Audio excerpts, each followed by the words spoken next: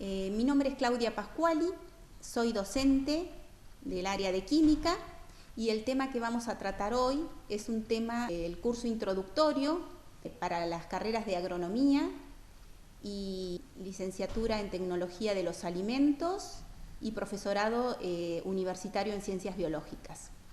El tema de hoy es concepto de mol.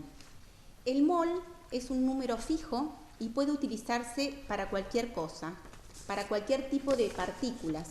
Es como la docena. Puede ser un mol de monedas, un mol de elefantes, de moléculas, de átomos, cualquier tipo de objeto. Corresponde al número de Avogadro. Avogadro fue un científico italiano, trabajó mucho con la teoría atómica, en el estudio y desarrollo de la teoría atómica. Postuló su ley que dice que volúmenes iguales de gases distintos, bajo las mismas condiciones de presión y temperatura, contienen el mismo número de partículas o moléculas. Este número de Avogadro es 6.022 por 10 a la 23. Vamos a repasar un poco el concepto de unidad de masa atómica. Se define como la 12ª parte de la masa del núcleo del átomo de carbono 12, que es el isótopo más abundante del carbono en la naturaleza. Hay conceptos como la masa atómica absoluta, que es importante saber que se refiere a la masa que tiene el átomo y se expresa en UMA siempre, unidades de masa atómica. La masa atómica relativa es la que aparece en la tabla periódica, se expresa sin unidades y es relativa según se refiere a un átomo o si se refiere a un mol de átomos. Si se refiere a un átomo, se expresa en UMA y si se refiere a mol de átomos, se va a expresar en gramos. Los átomos y las moléculas tienen una masa característica definida. ¿Cómo hacemos para calcular esa masa? Es la suma de las masas atómicas de los elementos que intervienen en la fórmula multiplicados por el número de veces en que se encuentran. Tenemos que a partir de la tabla periódica vamos a tener una doble interpretación. Por ejemplo, para el potasio, la masa atómica relativa es 39. Por un lado podemos encontrar la interpretación microscópica o atómico-molecular, en la cual decimos que un átomo de potasio tiene una masa de 39 UMA, unidades de masa atómica. Por el otro lado, la interpretación macroscópica o molar, en la cual un mol de átomos de potasio tiene una masa de 39 gramos. Esa es la que vamos a llamar masa molar. La masa molar siempre se expresa en gramos. Ejemplos donde se utiliza el concepto de mol. ¿Sí? Del mismo modo que nosotros decimos que 12 naranjas y 12 elefantes no tienen la misma masa, un mol de agua y un mol de hidrógeno no tienen la misma masa. En este cuadro vemos cómo se calculan las masas molares de distintos compuestos. Por ejemplo, para el agua tenemos la masa molar del oxígeno más 2 veces la masa molar del hidrógeno. Obtenemos una masa molar de 18 gramos, está expresada en gramos. ¿Qué significado tiene esto? En cada mol va a haber 6.022 por 10 a la 23 moléculas de agua. Y a su vez, como cada molécula de agua tiene un átomo de oxígeno, va a haber 6.022 por 10 a la 23 átomos de oxígeno.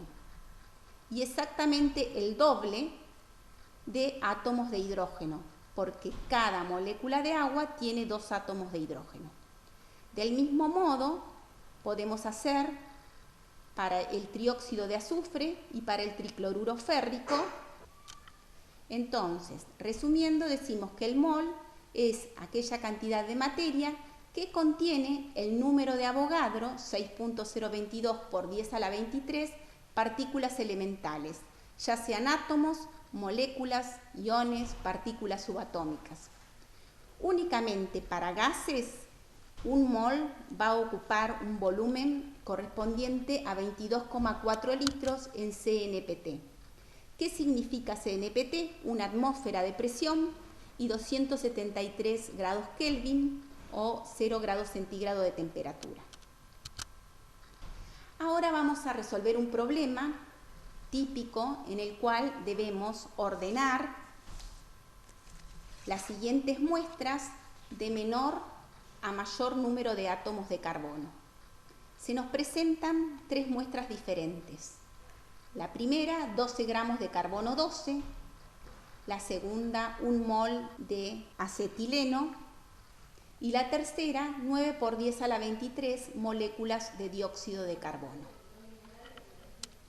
Cada una de estas muestras debemos pasarla a la unidad de átomos de carbono, para luego poder comparar los resultados numéricos de cada uno y poder ordenarlos de menor a mayor.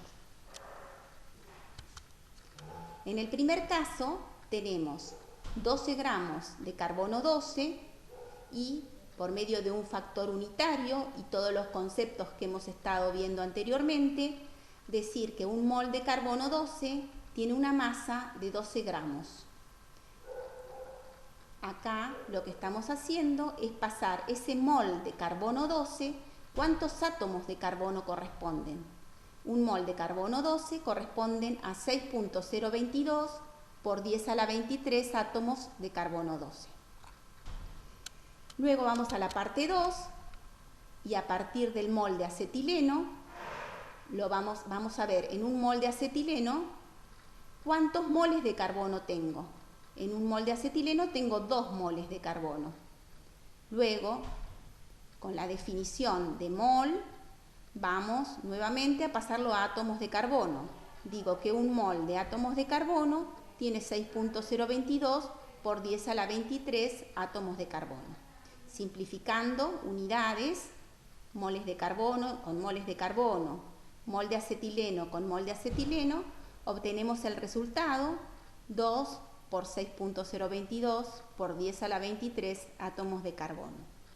Y finalmente, en el punto 3, tenemos moléculas de dióxido de carbono. Partimos del dato, vamos a partir siempre del dato, moléculas de dióxido de carbono, y vamos a decir que una molécula de dióxido de carbono va a tener un átomo de carbono. Entonces, vamos a tener, simplificando las unidades, moléculas de dióxido con moléculas de dióxido, 9 por 10 a la 23 átomos de carbono. Si lo queremos ordenar, esto está todo expresado en notación científica, ¿sí? El menor va a ser el número 1, luego sigue el número 3, 9 por 10 a la 23, y finalmente el que mayor tiene es 2 por 6.022 por 10 a la 23, el que más tiene es el acetileno.